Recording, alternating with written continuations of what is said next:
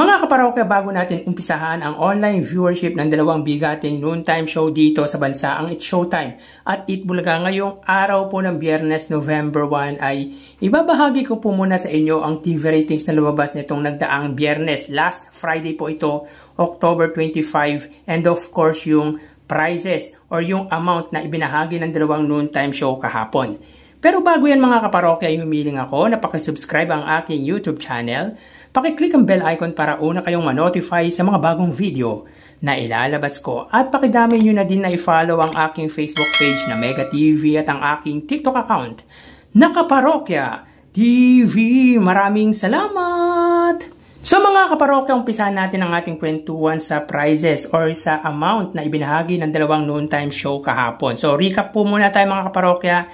In 3 days episode, meron po silang naibahagi na 843,000 pesos, kung saan ang 693,000 dito ay galing po sa Eat Bulaga at ang 190,000 naman po ay sa Eat Showtime. So ang total po niyan mga kaparokya ay 843,000 pesos.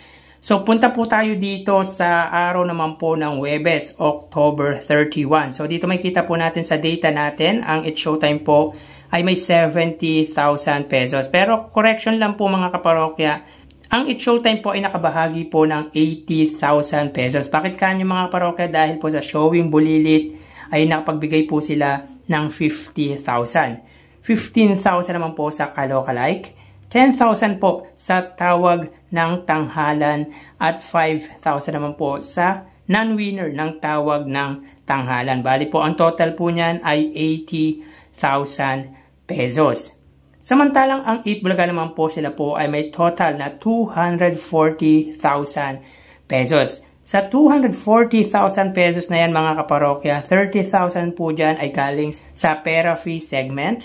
Ang 100,000 naman po ay sa sugod bahay mga kapatid. Ang 90,000 po ay sa Gimme 5 segment at ang 20,000 naman po ay galing po sa bawal judgmental. So ang total po niyan mga kaparokya ay 240,000 pesos. So again mga kaparokya, ang Showtime ay may 80,000 pesos at ang Eat Bulaga naman po ay 240,000 pesos. At kung i-combine po natin ang prizes na naipamahagi ng dalawang noontime show kahapon, sila po ay may total na 320,000 pesos. So for 4 days episode mga kaparokya, they have given an amount po total of 1,163,000 pesos.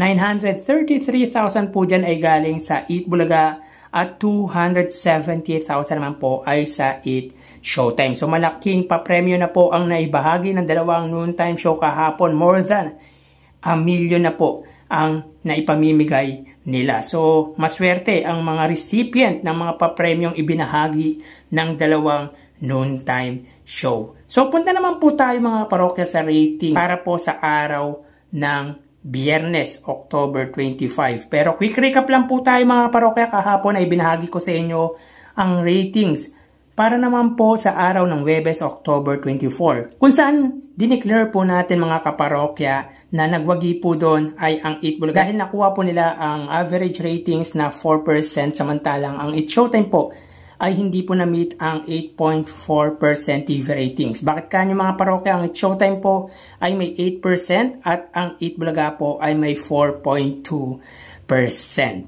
So punta naman po tayo ngayon sa araw naman po ng Biyernes, October 25. So dito may kita po natin sa data na inilabas ng Lioneer TV coming from AGB Nutam Nielsen Philippines.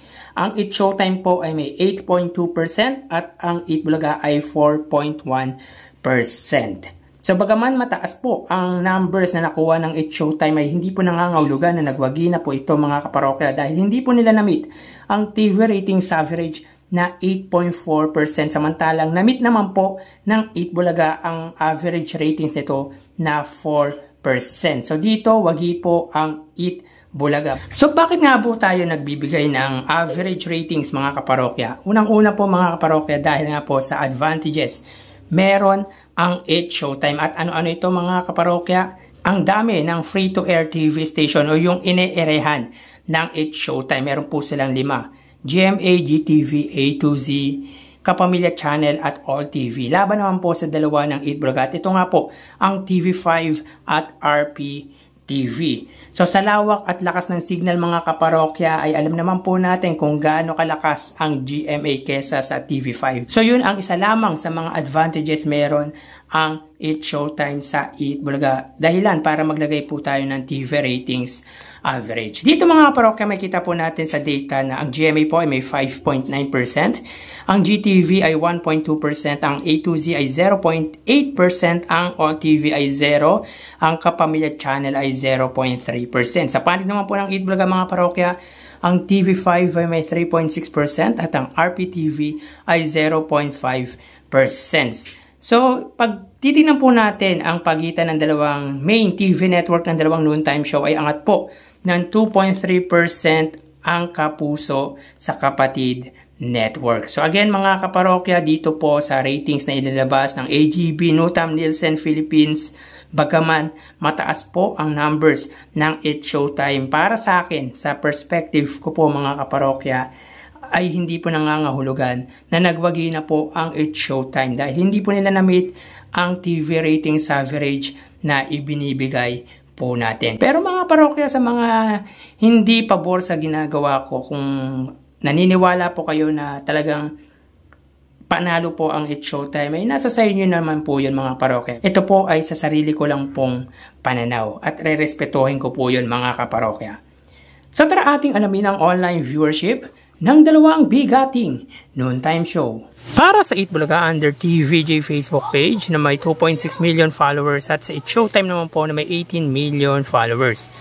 So as of 1:34 PM ang It's Showtime po ay may kasalukuyang segment na Kaloka-like. Samantalang ang 8 Bulaga naman po, sila po ay may kasalukuyang segment na Gimme 5. So dito may kita po natin mga kaparokya, ang It's Showtime po ay may 7,600 live viewers at ang 8 Bulaga naman po ay may 3,900 live viewers. So again, as of 1:35 PM, ang It's Showtime ay may 7,600 live viewers at ang 8 Bulaga naman po ay may 3,900 live viewers na katumbas po ng 4,000. So mapunta naman po tayo sa TV Network YouTube channel ng dalawang noontime show. Para po sa It's Showtime under GMA Network YouTube channel na may kasalukuyang subscribers na 36,900 at ang 8 Bulaga naman po under TV5 Philippines na may kasalukuyang subscribers na 2.08 million subscribers. So as of 1:35 PM, ang It's Showtime under GMA Network, sila po ay may 8,400 live viewers at ang 8 Bulaga naman po under TV5 ay may 29,000 live viewers. So again, as of 1:35 PM, ang It's Showtime under GMA Network YouTube channel, sila po ay may 8,400 live viewers at ang 8 Bulaga naman po under TV5 ay may 29,000 live viewers. Mapunta naman po tayo mga kaparokya sa main YouTube channel ng dalawang noontime show. Para po sa It's Showtime, under po yan sa ABS-CBN It's Showtime na may kasalukuyang subscribers na 2.42 million. At sa 8 Bulaga naman po under sa 8 Bulaga TVJ YouTube channel na may 1.14 million subscribers.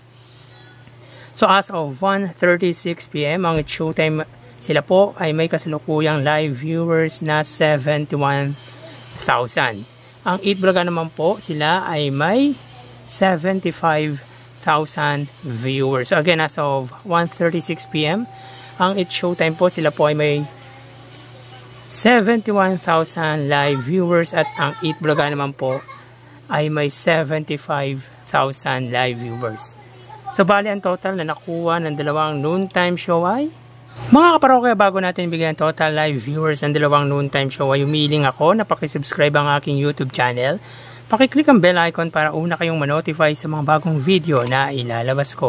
At pakidami nyo na din na i-follow ang aking Facebook page na Mega TV at ang aking TikTok account na Kaparokya TV. Maraming salamat! So, bali, ang total na nakuha ng It's Showtime ay 86,000 viewers. 7,000 po para po sa kanilang Facebook Live, 8,000 sa TV Network YouTube channel, at 71,000 naman po para sa kanilang main YouTube channel. Ang Eat Bulaga naman po ay nakakuha ng 108,000 live viewers.